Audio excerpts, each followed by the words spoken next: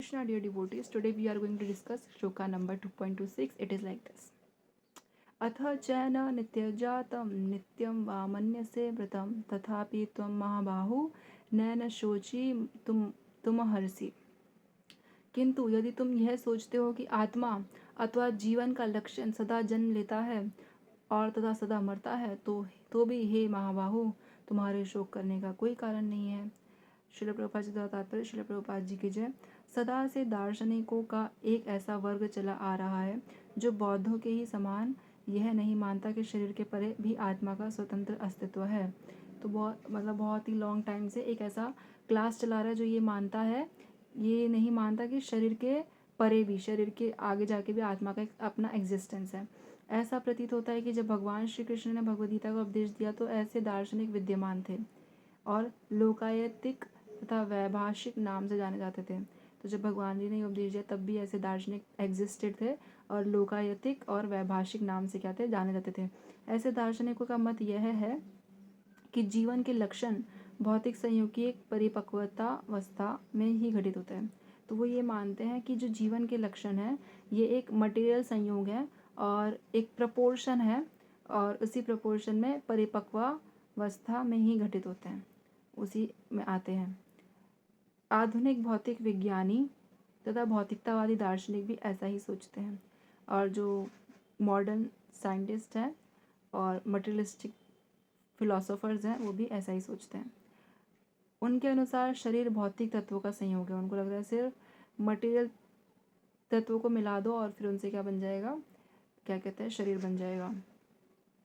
और एक अवस्था ऐसी आती है जब भौतिक तथा रासायनिक तत्वों के संयोग से जीवन के लक्षण विकसित हो उठते हैं और एक ऐसी कंडीशन आती है कि जब ये भौतिक और रसायन का जो है मिक्सचर होता है और इससे जो है जीवन आ जाता है, जीवन के लक्षण विकसित होते हैं, लाइफ आ जाती है। तो अगर ऐसा है तो क्यों साइंटिस्ट 5 जो अर्थ, वाटर, फायर और एयर और ईथर इनको मिला के और अपने केमिकल्स को मिला के लाइफ को प्रोड्यूस कर लेते हैं। अगर ऐसे होता तो आज कितने सारे साइंटिस्ट बॉर्न ह्यूमंस होते हैं, नॉट भगवान जी बॉर्न।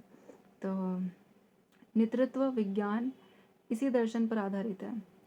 तो जो नेतृत्व साइंस है वो इसी दर्शन यानी कि इसी फिलॉसफी पर आधारित है।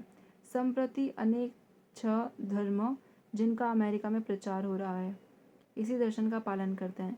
तो संप्रति अनेक 6 धर्म जो है अमेरिका में जिसका प्रचार हो रहा है वो इसी फिलॉसफी को मानते हैं और साथ ही शून्यवादी अभक्त बौद्धों का अनुसरण करते हैं। जो ज़ीरो इंटेलिजेंस अभक्त बौद्ध है उनका क्या करते हैं, वो फॉलो करते हैं। यदि अर्जुन जी को आत्मा के अस्तित्व में विश्वास नहीं था, अगर अर्जुन जी को आत्मा के एग्जिस्टेंस में भरोसा नहीं था जैसा कि वैभाषिक दर्शन में होता है, तो भी उसके शोक करने का कोई कारण नहीं था। अगर वो नहीं बिलीव करते हैं आत्मा के एग्जिस्टेंस में जैसा कि वैभाषिक दर्शन में होता है, तो भी उनको दुख नहीं मनाना चाहिए, क्योंकि कोई भी मानव थोड़े से रसायनों की क्षति के लिए शोक नहीं करता।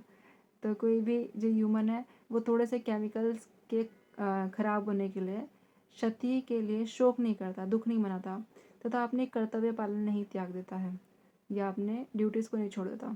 दूसरी ओर आधुनिक विज्ञान तथा वैज्ञानिक युद्ध में शत्रु पर विजय प्राप्त करने के लिए न जाने कितने टन रसायन फूंक देते हैं। तो आधुनिक विज्ञान या वैज्ञानिक युद्ध में जो होती है, जब with the help of science हम जब लड़ाई करते हैं तो उसमें हम एनिमीज़ पे विजय प्राप्त करने के लिए क्या करते हैं, कितने सारे टन रसायन को फूंक देते हैं, कितने बॉम्ब्स गिरा देते हैं, उसमें कितने केमिकल्स को हम फूंक देते हैं। वैभाषिक दर्शन के अनुसार आत्मा शरीर के क्षय होते ही लुप्त जाता है।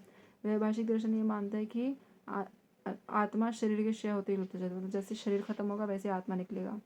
अतः प्रत्येक दिशा में चाहे अर्जुन इस वैदिक मान्यता को स्वीकार करता कि अणु आत्मा का अस्तित्व है या कि वह आत्मा के अस्तित्व को स्वीकार नहीं करता, चाहे अर्जुन जी आत्मा के एग्जिस्टेंस को एक्सेप्ट करते या नहीं करते, उनके लिए शोक करने का कोई कारण नहीं था, कोई दुख का कारण ही नहीं है।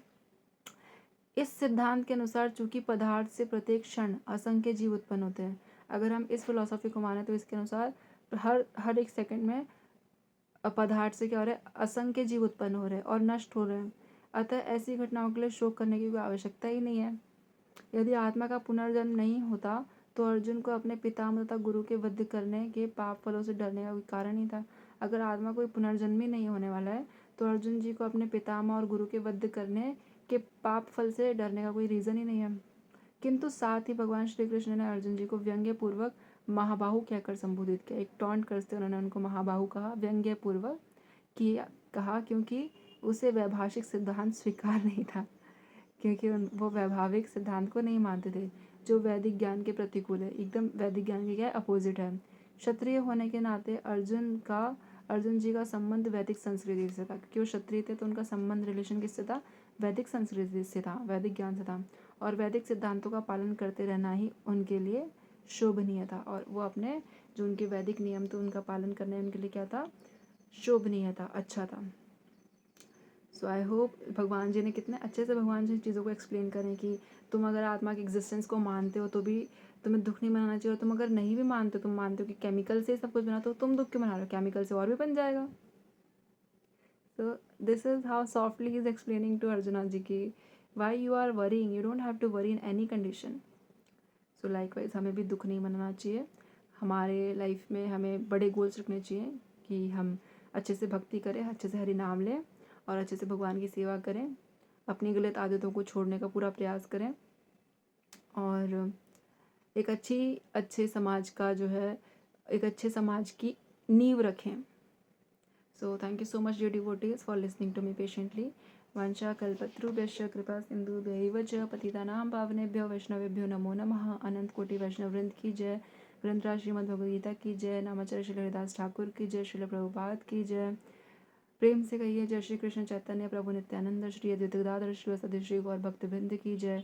हरे कृष्ण कृष्ण कृष्ण हरे हरे, हरे राम राम राम हरे हरे। ऐसे दोनों हाथ उठा के भगवान को बोलिए, भगवान मुझे आप गोदी ले लो, just take me in your lap. तो भगवान जैसे छोटा बच्चा अपने हाथ फैला के अपने मम्मी पापा की तरफ करता है ना, मेरे को उठा लो, तो वैसे हमें भी अपने पापा यानी कि अपने परम पिता परमेश्वर भगवान श्री कृष्ण के ऐसे उनको हाथ करके मतलब भगवान मेरे को प्लीज़ ले लो, तो वो आपको अपने पास ले लेंगे। So thank you so much dear devotees. Hare Krishna, धन्यवाद, प्रणाम्स।